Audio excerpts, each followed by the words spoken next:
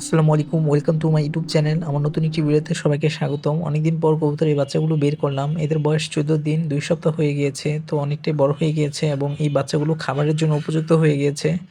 অনেকে 21 দিন বয়সে কবুতরের বাচ্চাগুলো খায়, তো 2 সপ্তাহ হলেই এদের খাওয়ার জন্য উপযুক্ত হয়ে যায়। তো দুটো বাচ্চাকে আমি বের করে দিয়েছি। ওই যে ওইখানে আরেকজন আছে, এই বাচ্চাগুলোর বয়স একটু কম, এদের বয়স হবে 9 থেকে 10 দিনের মতো হবে।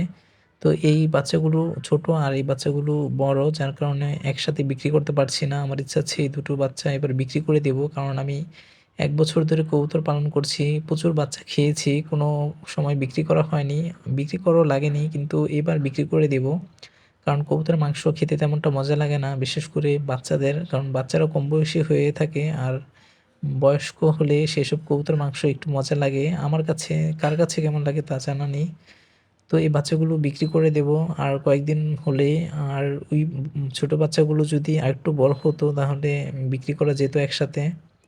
তো এখন কি করব বুঝতেছি না, দুইটাকে একসাথে বিক্রি করব নাকি আলাদাভাবে বিক্রি করব। আমার ইচ্ছা আছে আমি কয়েকদিন পরেই, ওই বাচ্চাগুলোর বয়স যখন 2 সপ্তাহ হয়ে যাবে, তো এদের কিন্তু 3 সপ্তাহ হয়ে যাবে, তো একসাথে বিক্রি করব।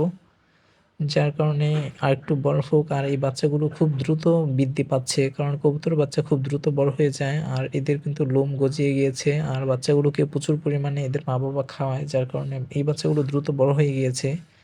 আর ওই ছোট ছোট বাচ্চা, ওদের মা বাবা তেমনটা যত্ন নেয় না, মানে বাচ্চাগুলোকে খাওয়াতে চায় না, প্রচুর মারামারি করে নরমাদি একসাথে। আমি কয়েকদিন আগে আলাদা করে রেখেছিলাম নরটাকে একদিনের জন্য, কিন্তু এখনও এরা প্রচুর মারামারি করে মাঝে মাঝে। তো এই বাচ্চাগুলোকে আমি রোদে দিয়েছিলাম আর এদেরকে এখানে রেখে দিয়েছি ভিডিও করার জন্য। একটু পরে আবার উঠিয়ে ফেলবো, বেশিক্ষণ রাখবো না, কারণ বারান্দায় অনেকটা বাতাস বসছে, ঠান্ডা বাতাস, এদের ঠান্ডা লাগলে অবস্থা খারাপ হয়ে যাবে। ছোট ছোট বাচ্চা, ঠান্ডা লাগলে অসুস্থ হয়ে যাবে আর অসুস্থ হলেই মারা যাবে।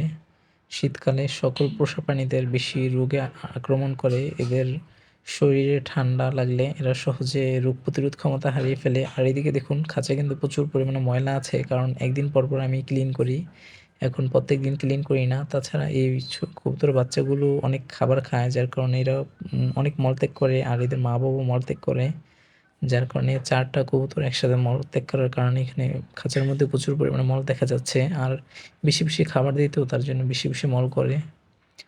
অন্যদিকে দেখুন, এই যে ছোট কবুতর বাচ্চাগুলোকে একটু রোদই দিয়েছিলাম। বারান্দাতে তেমনটা রোদ আসে না, সামান্য একটু রোদ আসে। তো 10:30টার দিকে এরকম রোদটা আসে। এই বাচ্চাগুলোকে আমি জুম করে দেখছিলাম, দেখি কেমন লাগে। তো কাছে গিয়ে দেখলাম বাচ্চাগুলো অনেকটাই বড় হয়ে গিয়েছে আর এদের পেটের মধ্যে থলিতে তেমনটা খাবার নেই, মা বাবা প্রপার যত্ন নেয় না, যার কারণে এরকম। তারপর আলহামদুলিল্লাহ বাচ্চা দুইটা কিন্তু, একটা একটু ছোট একটা একটু বড়, তো দুটো একসমানই লাগছে, তেমনটা ছোট বড় বোঝা যাচ্ছে না। তো 5 মিনিটের মতো রোদে রাখার পর আমি বাচ্চাগুলোকে এদের মা বাবার কাছে দিয়ে দেবো, কারণ বেশিক্ষণ বাইরে রাখলে আবার নরটা একটু মারামারি করবে, কারণ বাচ্চাগুলোকে না দেখলে এটা প্রচুর পরিমাণ ঠোকরাঠুকরি করে মাদিটার সাথে। কবুতরের এই ছোট বাচ্চাগুলোকে দ্রুত বড় করার জন্য এবং হেলদি করার জন্য আমি বিভিন্ন ধরনের খাবার দিচ্ছি, বিশেষ করে মিক্সার খাবারটা দিচ্ছি কবুতরের, আর দিচ্ছি হলো ফিড দিচ্ছি, সোনালি স্টার্টার ফিড। এগুলো খাওয়ালে কবুতর বাচ্চা দ্রুত বড় হয়ে যাবে এবং স্বাস্থ্যবান হবে। তো আমার ভিডিওটা আজকে এই পর্যন্তই, সবাই ভালো থাকবেন, আল্লাহ হাফেজ।